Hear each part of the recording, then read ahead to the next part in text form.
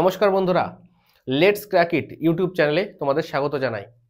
চলে এসেছি আজকে আবার নতুন একটি টপিক নিয়ে, অনুপাত সমানুপাত, ratio and proportion.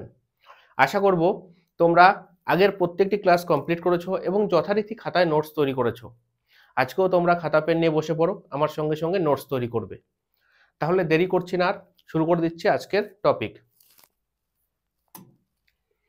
Ratio and proportion, অনুপাত ও সমানুপাত।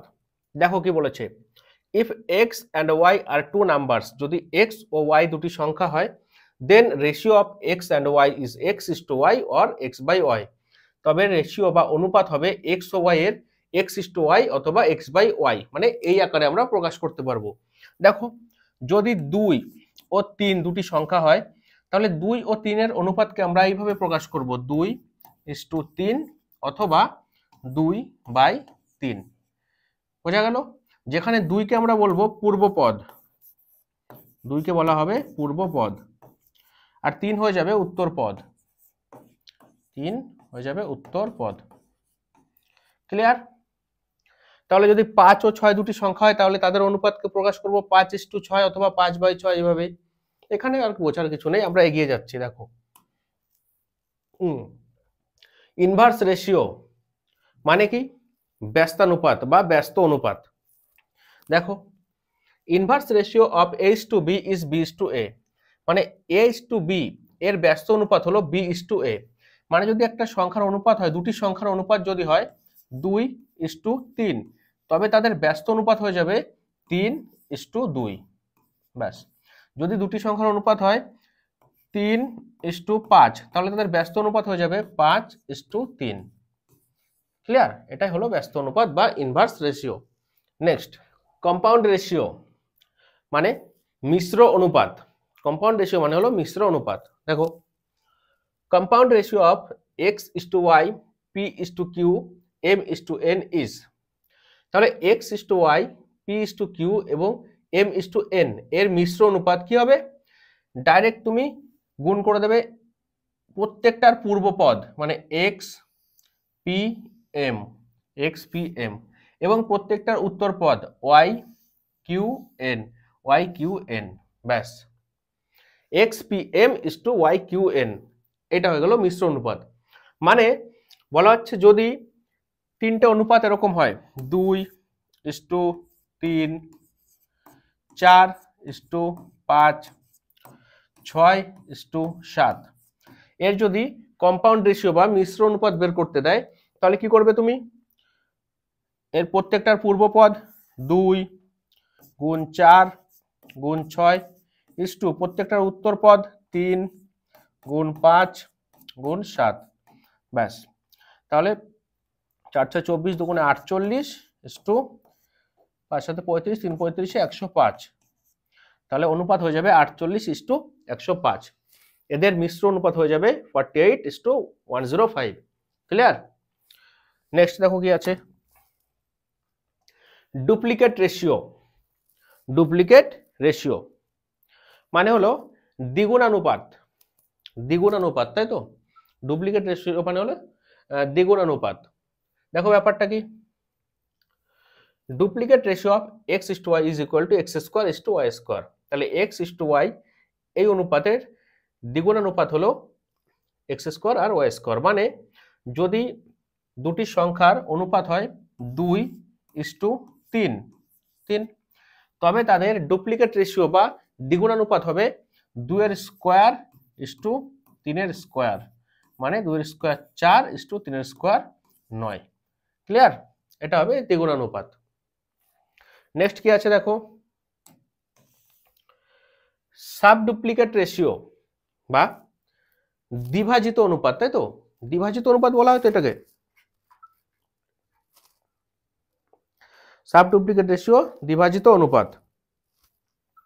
তাহলে দেখো, sub duplicate ratio of x is to y is √x is to √y, square root x is to square root y. তাহলে দ্বিভাজিত অনুপাত এক্স ইস টু ওয়াই এর দ্বিভাজিত অনুপাত হলো √x is to √y। মানে যদি দুটি সংখ্যার অনুপাত হয় 4:9, তাহলে তাদের দ্বিভাজিত অনুপাত বা সাবডুপ্লিকেট রেশিও হবে √4:√9, মানে 2:3। ক্লিয়ার? এটা হলো সাবডুপ্লিকেট বা দ্বিভাজিত অনুপাত। তাহলে দেখো তোমরা, ডুপ্লিকেট মানে কি, যা আছে অনুপাতে তার স্কোয়ার করে দাও, আর সাবডুপ্লিকেট মানে কি, যা আছে অনুপাতে তার রুট করে দাও, স্কোয়ার রুট করে দাও। তাহলে দ্বিগুণানুপাত হলো অনুপাতে যা আছে তার স্কোয়ার করে দাও, আর দ্বিভাজিত অনুপাত হলো যা আছে তার স্কোয়ার রুট করে দাও। ক্লিয়ার? নেক্সট, ট্রিপ্লিকেট রেশিও, ত্রিগুণানুপাত। ট্রিপ্লিকেট রেশিও মানে ত্রিগুণানুপাত। Triplicate ratio of x:y is x³ তাহলে যদি দুটি সংখ্যা হয় 4:2:3, তাহলে এদের ট্রিপ্লিকেট রেশিও হবে 2^3:3। তাহলে 2^3 8:3 27। তাহলে 2:3 এর ট্রিপ্লিকেট রেশিও বা ত্রিগুণানুপাত হবে 8:27। সাব ট্রিপ্লিকেট রেশিও, ত্রিভাজিত অনুপাত। সাব ট্রিপ্লিকেট রেশিও, ত্রিভাজিত অনুপাতটা কি দেখো, sub ট্রিপ্লিকেট ratio of x:y is (3√x:3√y)। মানে কি, মানে যদি দুটি সংখ্যা আছে যাদের অনুপাত 8:27, তাহলে তাদের যদি তুমি সাব ট্রিপ্লিকেট রেশিও বা ত্রিভাজিত অনুপাত বের করতে চাও, তাহলে হবে (3√8:3√27)।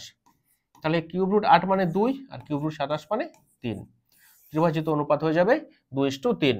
তাহলে দেখো ট্রিপ্লিকেট রেশিও কি, যে কোনো দুটি সংখ্যার অনুপাত যা আছে তার ট্রিপ্লিকেট রেশিও বা ত্রিগুণানুপাত হবে তাদের কিউব করে দাও। আর ত্রিভাজিত অনুপাত বা সাব ট্রিপ্লিকেট রেশিও কি, যে কোনো দুটি সংখ্যার অনুপাত আছে তাদের কিউব রুট করে দাও, তাহলে সেগুলো তাদের ত্রিভাজিত অনুপাত বা সাব ট্রিপ্লিকেট রেশিও হয়ে যাবে। ক্লিয়ার? নেক্সট কোশ্চেন দেখো, কোশ্চেন না কনসেপ্ট চলছে আমাদের। প্রপোর্শন, সমানুপাত। সমানুপাত কি এতক্ষণ হচ্ছিল অনুপাত, এবার হবে সমানুপাত। দেখো, if two ratios are equal then it is a proportion। বলছে দুটি অনুপাত যদি সমান হয় তাহলে সেটাকে বলা হবে সমানুপাত। যে কোনো দুটি অনুপাত যদি সমান হয় তবেই তাদের বলা হবে সমানুপাত। এক্সাম্পল দেখে নাও। দেখো 6:8 সমান 3:4, তাই নয় কি? কারণ 6:8 যা 3:4ও তো তাই। কারণ 6কে যদি তুমি কাটো 2 দিয়ে, 2 3 6, 4কে কাটো 2 দিয়ে, 2 4 8, এই দেখো 3:4। তাহলে 6:8 মানেও যা, 3:4 মানেও তাই। তাই বলা হচ্ছে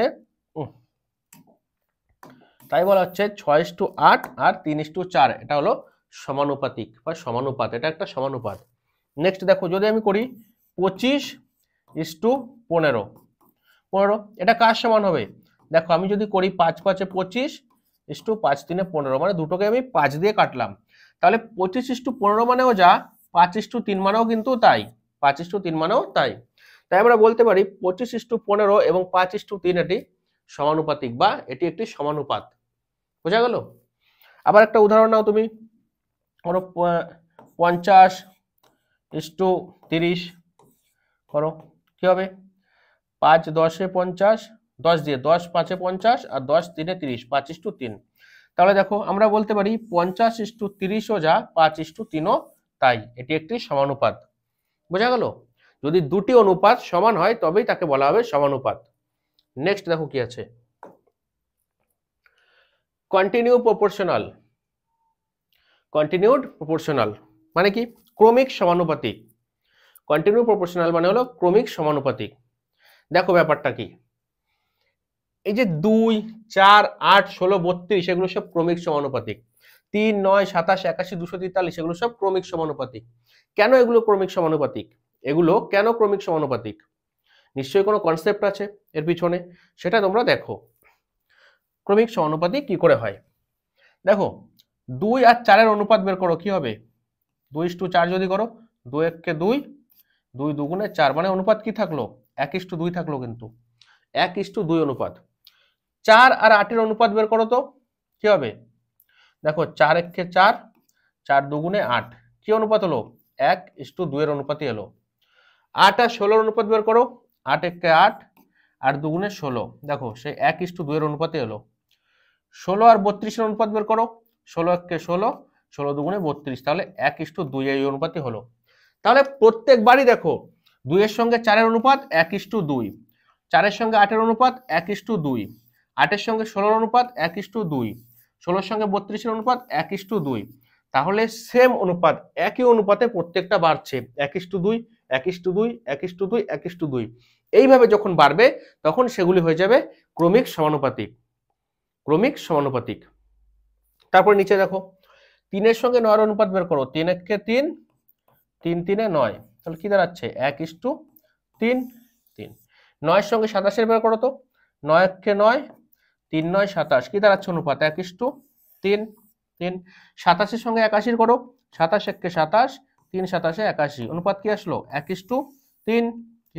81 এর সঙ্গে 243, 81 একে 81, 3 81 243, 1:3। তাহলে দেখো প্রত্যেকবার বৃদ্ধিটা কিন্তু এই 1:3 এই অনুপাতেই হচ্ছে, 1:3, 1:3 এই অনুপাতে কিন্তু বাড়ছে। তাহলে এগুলি হলো সব ক্রমিক সমানুপাতিক, 3 9 27 81 243। বোঝা গেল? এখানে দেখো 1:2, 1:2, 1:2, মানে যেইভাবেই বাড়ুক একটা নির্দিষ্ট অনুপাতেই বাড়বে, যেইভাবেই বাড়ুক 1:3, 1:3, 1:3 একটা নির্দিষ্ট অনুপাতেই বাড়বে। তো এগুলো হয়ে যাবে ক্রমিক সমানুপাতিক বা continued proportional. Clear? Next concept দেখো,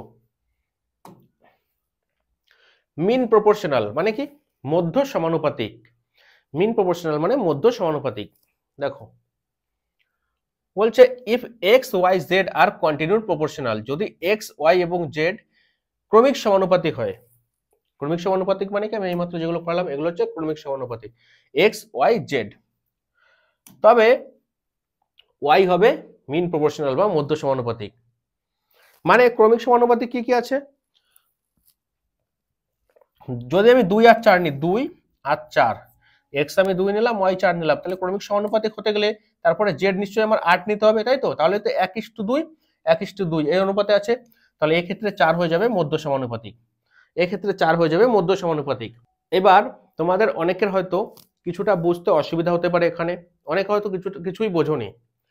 তাহলে ব্যাপারটা পুরো ক্লিয়ার করার জন্য আমি কোশ্চেন নিয়ে এসেছি, চিন্তার কোনো কারণ নেই। দেখো কোশ্চেন কি আছে? Find the mean proportional of 9 and 16। 9 ও 16 মধ্য সমানুপাতিক, 9 ও 16 মধ্য সমানুপাতিক বের করতে হবে। এইভাবে করবে, দেখো 9 9 is to মধ্য সমানুপাতিক x, x সমান x is to 16, 16, ব্যাস হয়ে গেল। 9/x সমান x/16, 16। তাহলে কি দাঁড়াচ্ছে? x আর x গুণ করো, x স্কোয়ার, 9 16 144, তাহলে x স্কোয়ার যদি 144 হয়, x সমান 12, x সমান 12, তাহলে মধ্য সমানুপাতিক বা মিন প্রপোর্শনাল হয়ে যাবে 12। এইভাবে তোমরা অঙ্কে যখন আসবে কোশ্চেনে এইভাবে তোমরা বের করবে। ক্লিয়ার? দেখো কি বলছে, ইনভার্টেন্ডো মানে ব্যস্ত প্রক্রিয়া, ইনভার্টেন্ডো মানে ব্যস্ত প্রক্রিয়া। কি বলছে দেখো concept, if x is to y is equal to a is to b, যদি x is to y সমান a is to b হয়, দেন y is to x is equal to b is to a, তবে y is to x সমান b is to a হবে।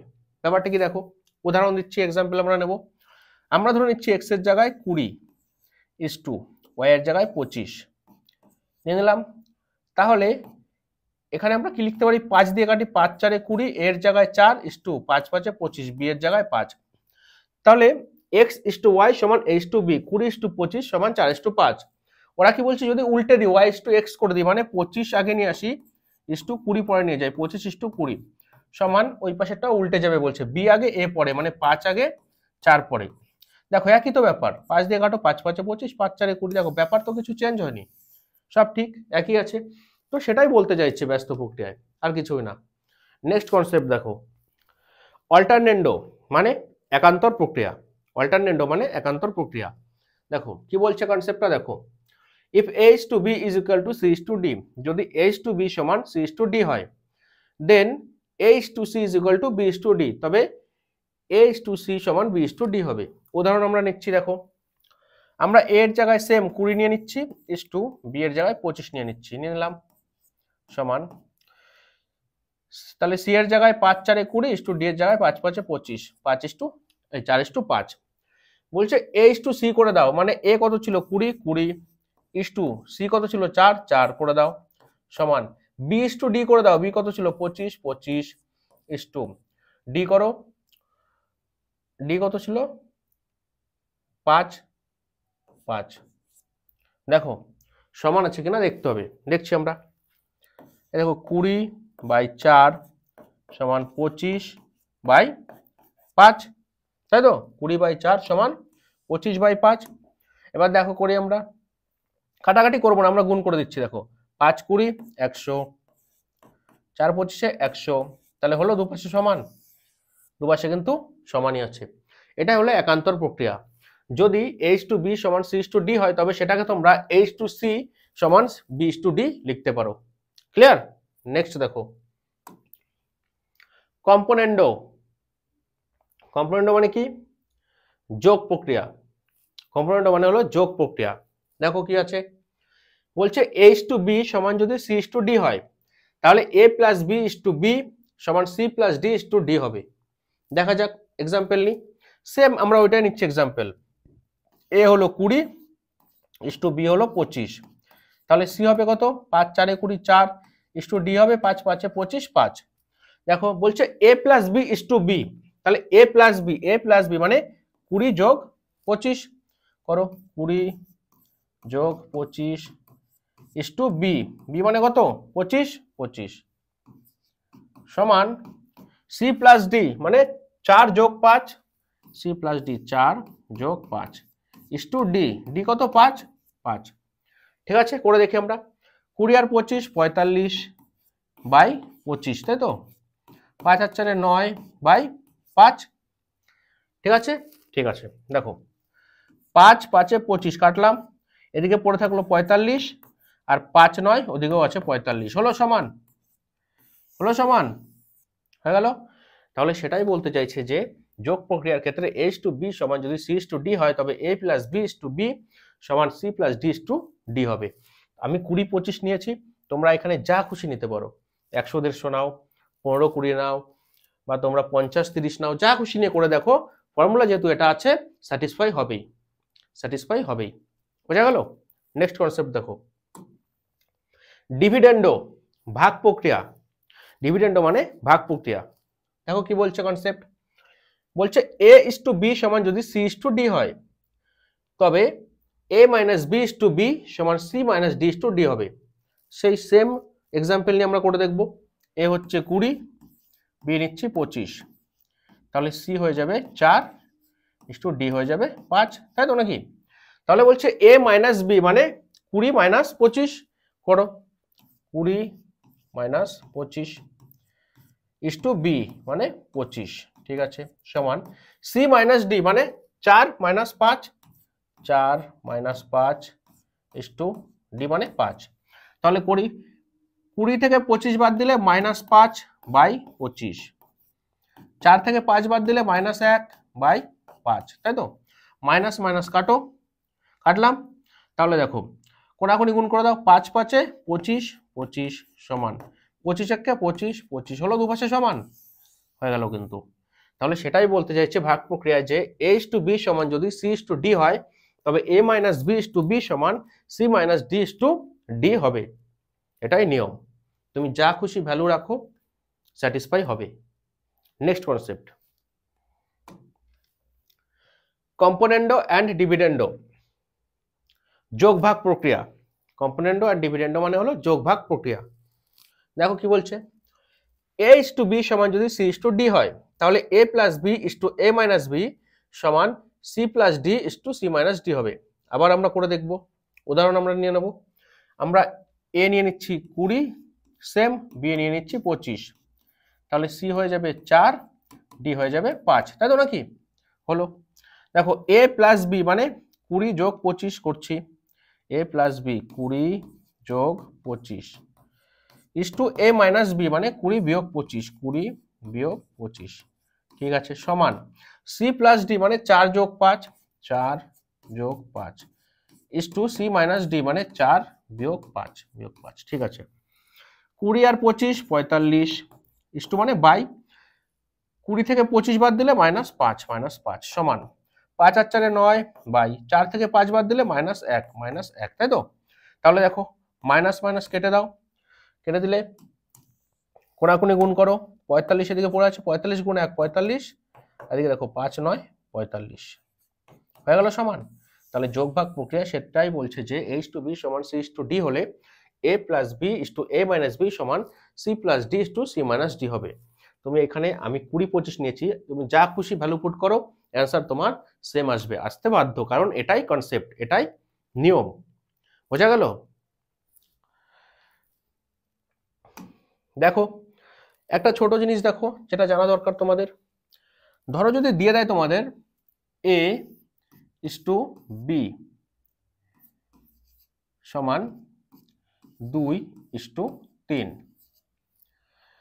B ইসটু C সমান 4:5, আর তোমাদের বের করতে দিল A ইসটু C সমান কত, তাই তো? বের করতে দিতেই পারে, বা তোমাদের এরকমও দিয়ে দিতে পারে যে A ইসটু B ইসটু C সমান কত, বের করতে দিতে পারে। দেখো অনেক রকম ভাবে বের করা যায়, তোমরা জানো, তোমরা সবাই জানো এগুলো অনেক রকম ভাবে বের করা যায়। যারা জানো না তারা আস্তে আস্তে জানবে। আমি যে কোনো একটা দেখিয়ে দিই, কারণ আমি যেহেতু অনুপাত সমানুপাতের চ্যাপ্টার শুরু করছি, আর আমি আগেই বলেছি আমি ধরে নেব যারা ক্লাসগুলো করছে তারা কিছুই জানে না, আমি একদম বেসিক থেকে করাবো, তাহলে একবার করিয়ে দেওয়া আমার দায়িত্ব। দেখো তাহলে বের করবো আমরা এরকম লিখে দেবো A ইসটু B ইসটু C, তাই তো? A ইসটু B কত? 2:3, তাহলে A এর নিচে 2 ইসটু B এর নিচে 3, B ইসটু C 4:5, তাহলে B এর নিচে 4 ইসটু C এর নিচে 5 হলো। এবার দেখো 3 এর পাশে ফাঁকা আছে C এর নিচে, তাহলে এখানে 3, এদিকে 4 এর আগে ফাঁকা আছে, এখানে 4, ব্যাস কমপ্লিট। দেখো 4 দুগুণে 8, 4 3 12, 5 3 15, তাহলে A ইসটু B ইসটু C হলো 8 ইসটু 12 ইসটু 15, এইভাবে বের করতে হয়। দেখো আরেকবার, যদি দিয়ে দেয় A ইসটু B সমান 4:5, B ইসটু C সমান 6:7, আর C ইসটু D সমান 8:9। এবার তোমার কাছে চাইছে A ইসটু B ইসটু C ইসটু D, তাহলে তুমি কি করবে? আগে করবে A ইসটু B সমান 4:5, তাহলে A ইসটু B সমান 4:5, B ইসটু C 6:7, তাহলে 6:7, ঠিক আছে। C ইসটু D 8:9, 8:9, ব্যাস। দেখো এদিকে ফাঁকা আছে C এর নিচে, D এর নিচে, এদিকে D এর নিচে, এদিকে B এর নিচে আর A এর নিচে। তুমি কি করবে? 5 এর পরে ফাঁকা তো সব 5 বসিয়ে দেবে, 7 এর পরে ফাঁকা আছে 7, 6 এর আগে ফাঁকা আছে 6, 8 এর আগে ফাঁকা আছে, তাহলে 8, ব্যাস হয়ে গেল তোমার হয়ে গেল, ক্লিয়ার। এবার দেখো তুমি কি করবে? গুণ করবে, 6 8 48, 4 48 কত? 4 32 2 3 192, তাই তো নাকি? ক্যালকুলেশন ভুল হতে পারে, তোমরা দেখে নেবে। 5 6 30, 3 8 24, 240 ইসটু 5 8 40, 4 7 28, 280 ইসটু 5 9 45, 7 45, 5 7 35 5 3 31। ক্যালকুলেশন ভুল হতে পারে, তোমরা দেখে নেবে, কিন্তু নিয়ম এইটাই। তাহলে A ইসটু B ইসটু C ইসটু D হলো 192 ইসটু 240 ইসটু 280 ইসটু 215। এরপরে কেটে ছোট করা যেতে পারে, আমি আর কাটছি না, অঙ্ক আর বড় করছি না। বোঝা গেল? নিয়ম হলো এটা, এইভাবে তোমরা বের করে নিতে পারবে। তাহলে তোমরা এটা করো, A ইসটু B সমান 12 ইসটু 15, B ইসটু C সমান 18 ইসটু 25, তাহলে A ইসটু C সমান কত? এটা তোমরা বের করবে, বের করে তোমরা কমেন্টে জানাবে তোমাদের অ্যান্সার কি আসছে। ক্লিয়ার?